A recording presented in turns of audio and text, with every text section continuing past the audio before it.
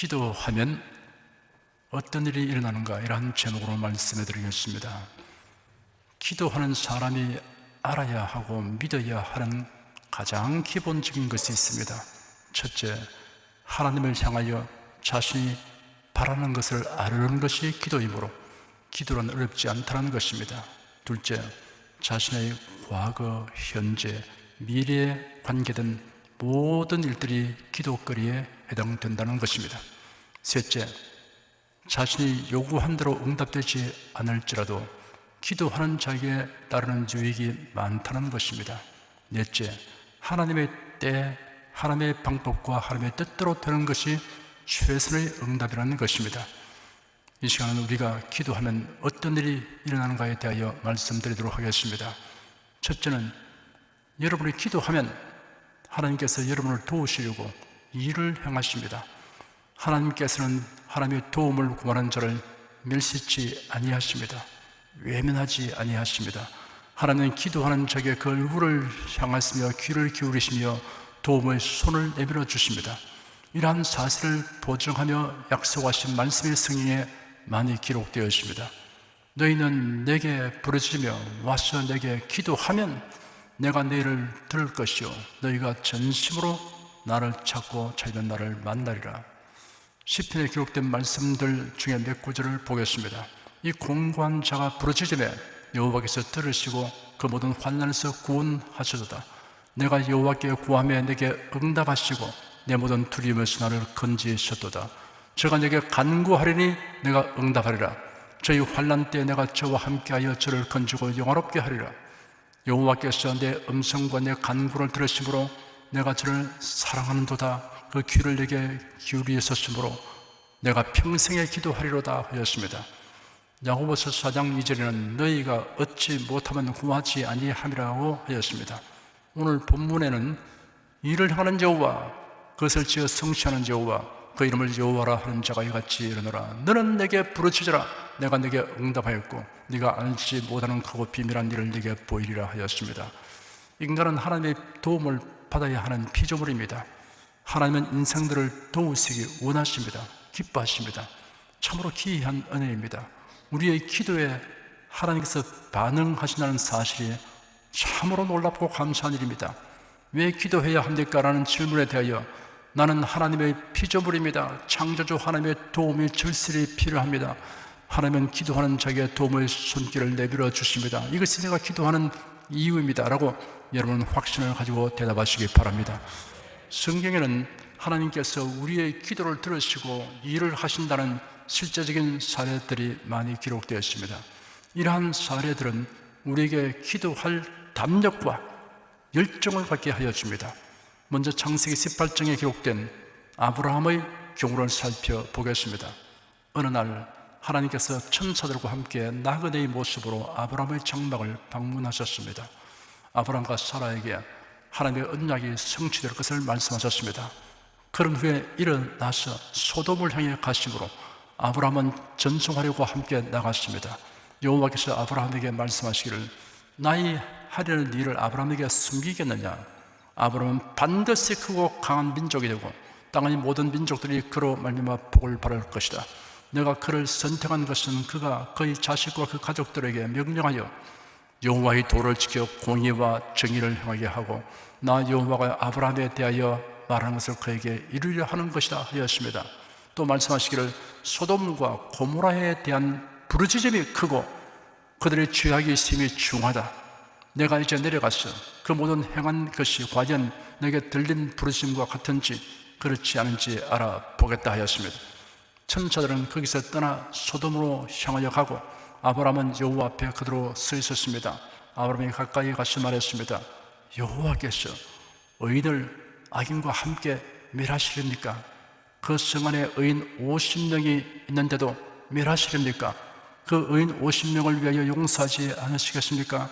주께서 의인을 악인과 함께 죽이시는 것은 부당하며 의인이 악인과 같이 취급되는 것도 부당합니다. 세상을 심판하시는 이가 공의를 행하실 것이 아닙니까? 아브라함이 탄원하는 말을 들으신 여호와께서 대답하셨습니다.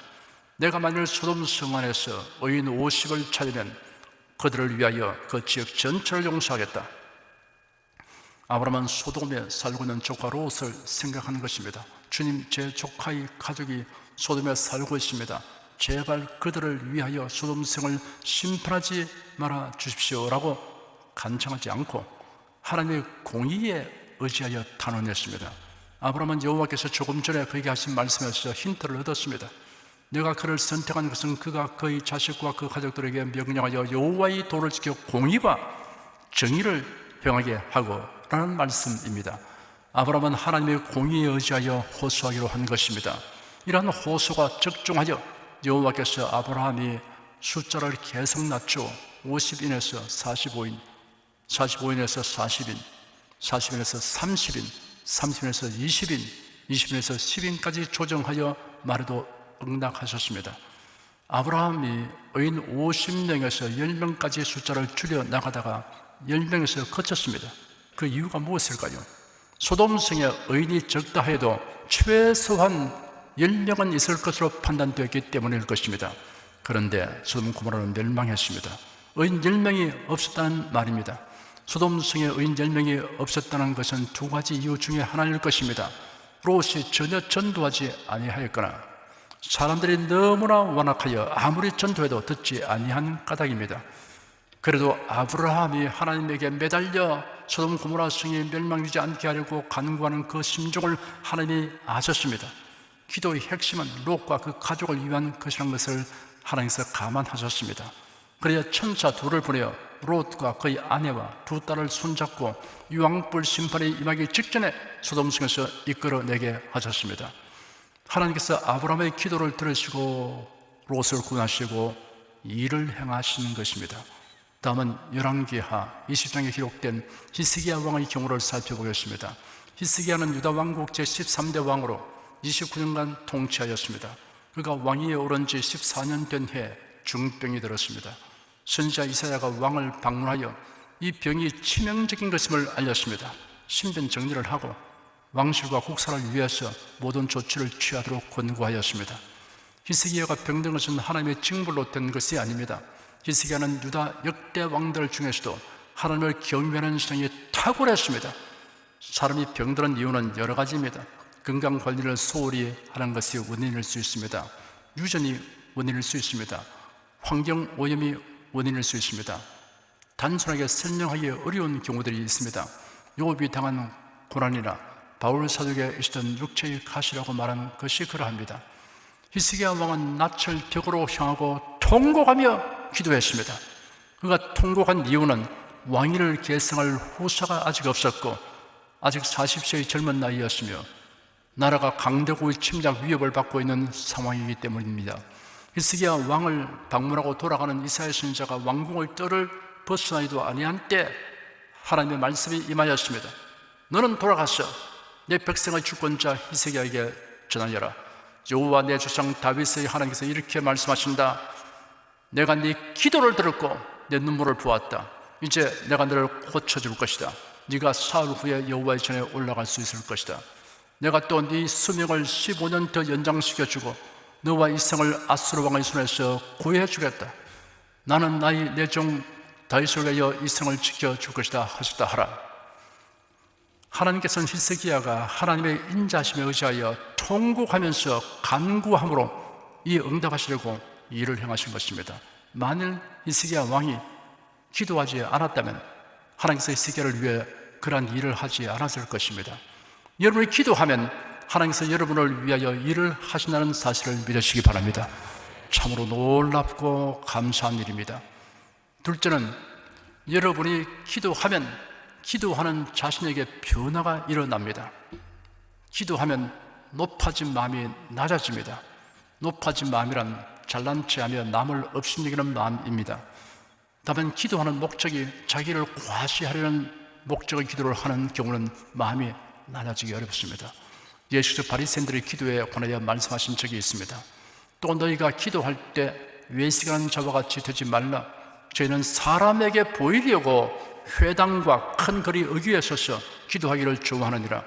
내가 진실로 너에게 이르노니 저희는 자기 상을 이미 팔아내니라 라고 말씀하셨습니다. 경건하게 보이려고 과시하기 위한 기도를 하는 사람의 기도는 과시하려고 하는 목적이 달성된 것으로 끝납니다. 그 기도가 하나님께 상달되지 않습니다. 그러한 기도는 하나님을 향한 기도가 아닙니다. 하나님을 향한 기도를 하는 사람은 기도할수록 자신의 부족을 깨닫게 되고 자랑할 것이 자기에게 없고 오직 그리스도 안에서만 있다는 것을 알게 됩니다. 40일 금식 기도를 2번씩이나 한 분이 있고 단기간에 성경을 수백 번 통독한 분도 있습니다. 만일 자기 과시를 위해 한 것이면 그 목적이 달성된 것으로 끝납니다. 그러나 자기 신앙의 발전을 위해서 하였다면 반드시 그 전보다 마음이 더 낮아지게 되었을 것입니다. 기도하면 심령이 가난해집니다.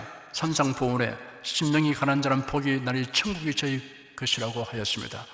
소유물이 많아도 만족이 없는 사람이 있습니다. 반면에 소유물이 적어도 만족을 느끼는 사람이 있습니다. 재물을 많이 가지려고만 노력하지 말고 분수를 지켜 족한 줄 아는 마음이 되기를 힘써야 합니다. 모세의 인도하에 애굽에서 나온 이스라엘 자손들이 보여준 패단은 분수를 지켜 족할 줄 아는 마음이 없었다는 것입니다. 그들은 목마를 때 하나님이 베푸시는 기적의 물을 마셨습니다. 모세가 하나님의 지시대로 지팡이로 반석을 치니 반석에 물이 콸콸 흘러나왔습니다. 이 신기한 물을 마셨습니다. 매일 일용할 양식으로 만나가 하늘에서 내려왔습니다. 광야 생활 40년 동안 그들의 의복이 낡지 않았고 심이 휘어지지 않았으며 그들의 발이 부러지지 않았습니다. 그런데도 그들은 만족하지 않았습니다. 삶아 먹을 고기가 없고 생선과 외와 수박과 부추와 파와 마늘이 없다고 불평했습니다. 그들은 자신이 처하여 있는 열악한 형편은 고르지 않고 최상의 환경에 있는 것에 비교하여 불만하였습니다. 그들의 마음의 실로 천국의 기쁨을 가질 만한 기적을 연일 체험하면서도 오히려 그들의 마음은 지옥의 고통을 느꼈습니다. 문제는 그들이 기도하지 않는 데 있었습니다. 그들이 열심히 하나님께 기도하였으면 심령이 가난해졌을 터인데 기도 대신 불평과 원망만 하였습니다. 사도 바울은 로마의 옥중에서 빌립보 교회에 보낸 편지에 기록하기를 어떠한 형편이든지 내가 자족하기를 배우노니 내가 비천에 처할 줄도 알고 풍부에 처할 줄도 알아 모든 일에 배부르며 배고픔과 풍부와 궁핍도 일체의 비결을 배우노라 하였습니다. 어떠한 형편에서도 만족하게 여기는 비결을 터득하는 것입니다.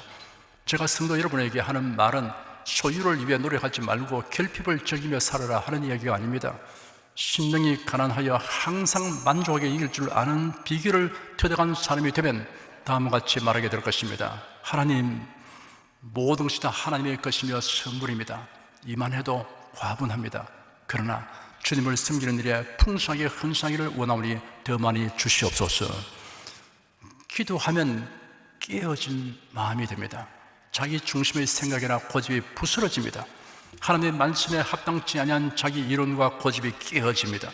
성경의 절대적 권위를 수용하지 않고 성경을 자신의 주장과 이론에 맞춰 억지 해석을 하고 자신의 뜻대로 재단하는 행위는 심령이 강팍하기 때문입니다. 기도란 전능하시고 절대 주권자이신 하나님을 향하는 것입니다. 그러므로 기도하는 사람은 주님의 그 발 아래 엎드린 자세가 되어야 합니다. 이러한 자세로 기도하면 할수록 하나님의 말씀에 부합되지 않는 자기 이론과 주장이 부스러지게 되기 마련입니다. 많이 기도하면서도 성경을 신앙과 행위의 절대적인 기준으로 여기지 않는다면 그가 기도다운 기도를 하지 않았다는 증거입니다. 기도하면 마음이 담대하게 됩니다. 하나님이 함께 하시고 도와주시는 확신이 마음에 가득하게 됩니다. 성전 비문에서 안전병기를 고친 사도 베드로와 요한이 이를 기이하게 여겨 솔로몬 행역으로 모이던 군중들에게 설교하다가 체포되어 투옥되었습니다. 이튿날 산헤드린 공회에서 신문을 받았습니다. 베드로와 요한은 신문 받는 자리를 공회원들에게 복음을 전할 기회로 삼았습니다. 다른 이로서는 구원을 얻을 수 없나니 천하 인간의 구원을 얻을 만한 다른 이름을 우리에게 준 일이 없습니다 라고 역설을 했습니다. 도무지 예수의 이름으로 말하지도 말고 가르치지도 말라는 명령에 대하여는 하나님 앞에서 너희 말 듣는 것이 하나님 말씀 듣는 것보다 옳은가 판단하라. 우리는 보고 들은 것을 말하지 아니할 수 없다라고 당당하게 응대하였습니다. 공회원들은 사도들을 처벌할 법을 찾을 수 없었고, 또 군중들이 안전병기가 나은 사건에 대해 하나님께 영광을 돌리고 있는 상황을 고려하여 베드로와 요한을 위협한 후 석방하였습니다. 베드로와 요한은 곧장 다른 제자들과 성도들이 모인 곳으로 갔습니다. 그리고 산헤드린 공회에서 신문받은 내용을 알렸습니다. 베드로와 요한의 말을 들은 성도들이 즉시 취한 행동은 기도였습니다. 그들은 합심하여 기도하였습니다. 핍박과 환난, 그리고 그로 인한 두려움을 극복하는 방법은 기도입니다. 주여, 이제도 저희의 위험함을 하감하옵시고 또 정돌로 하여금 담대히 하나님의 말씀을 전하게 하여 주옵시며 손을 내밀어 병을 낫게 하옵시고 표적과 기사가 거룩한 종 예수 이름으로 이루어지게 하옵소서라고 기도하였습니다. 사도들과 성도들이 합심하여 간구한 내용은 세 가지입니다. 이제 그들의 위협하는 것을 살펴주시옵소서 하였습니다. 대제사장들을 주축으로 하는 유대인들의 세력이 위협하고 있는 것을 살펴주시기를 구하였습니다.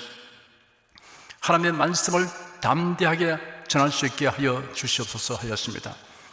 예수님의 이름으로 신유와 표적과 기사가 일어나게 하여 주시옵소서 하였습니다.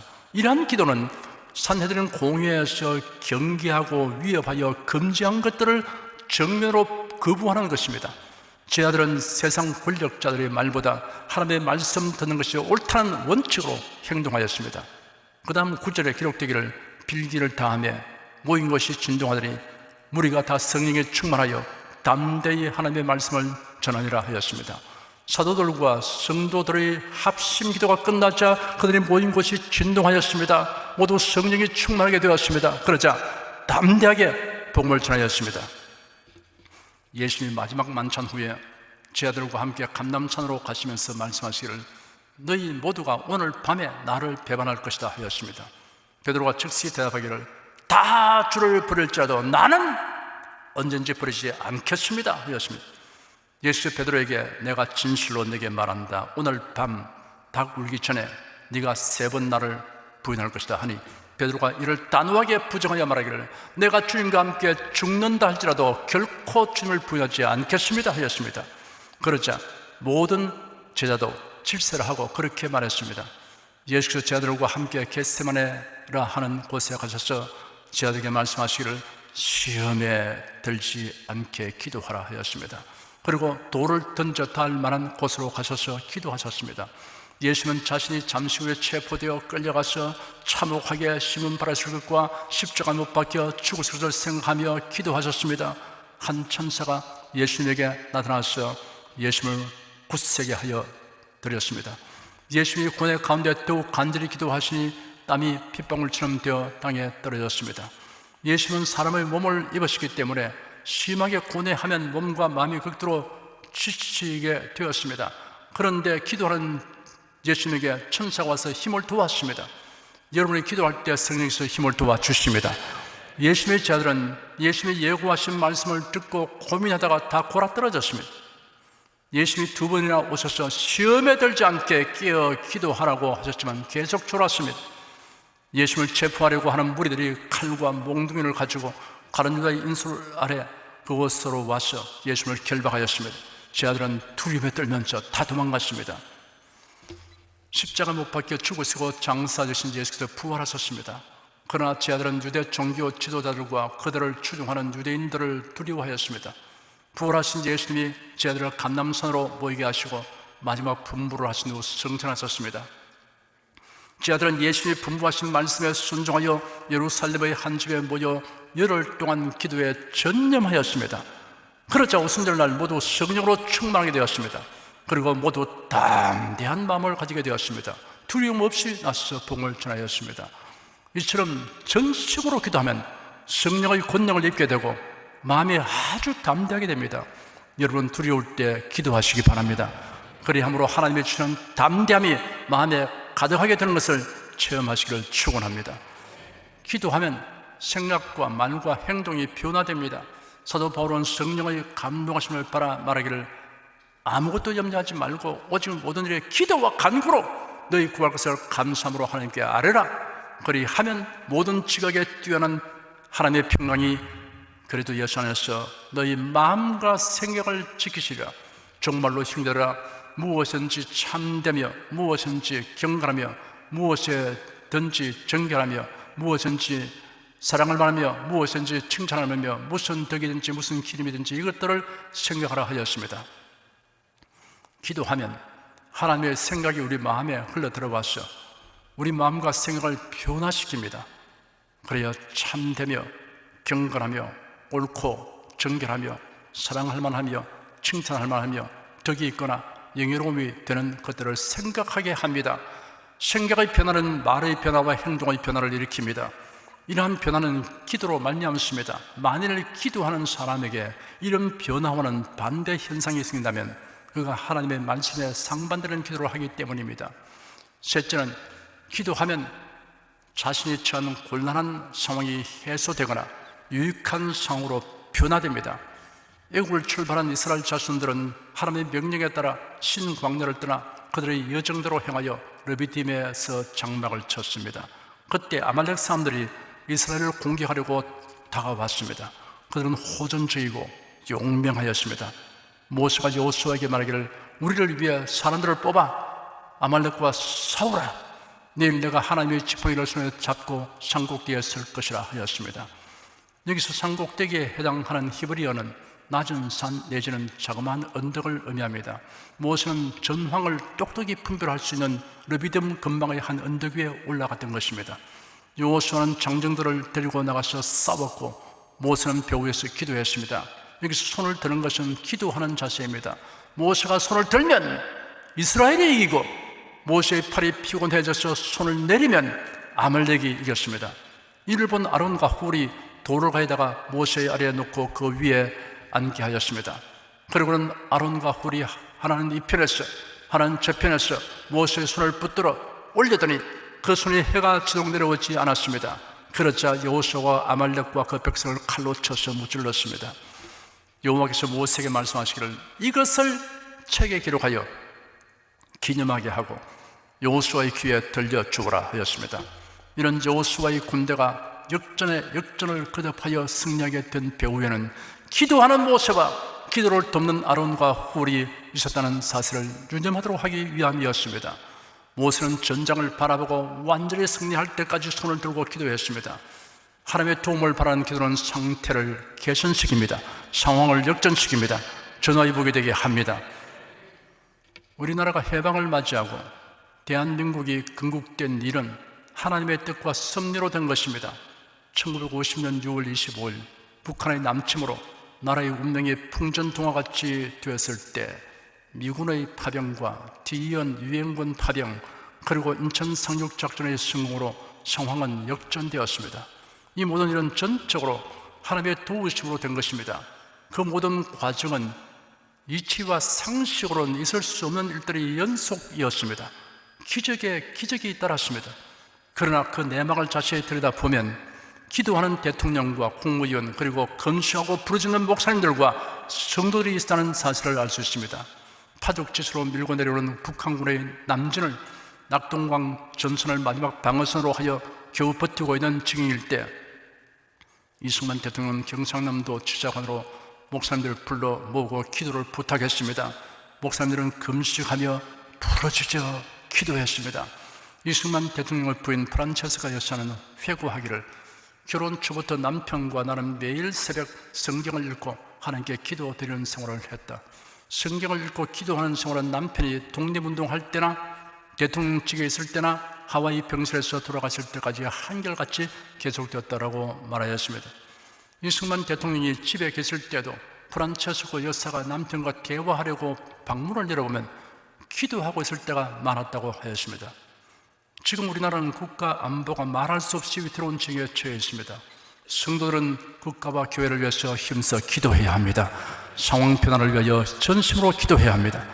성도 여러분, 자신의 기도가 하나님께서 여러분을 위하여 일을 행하시게 하며 여러분 자신을 변화시키고 곤란한 상황을 해소하거나 유익한 상황으로 변화되게 한다는 것을 깊이 유념하시고 기도에 힘쓰시기를 축원합니다.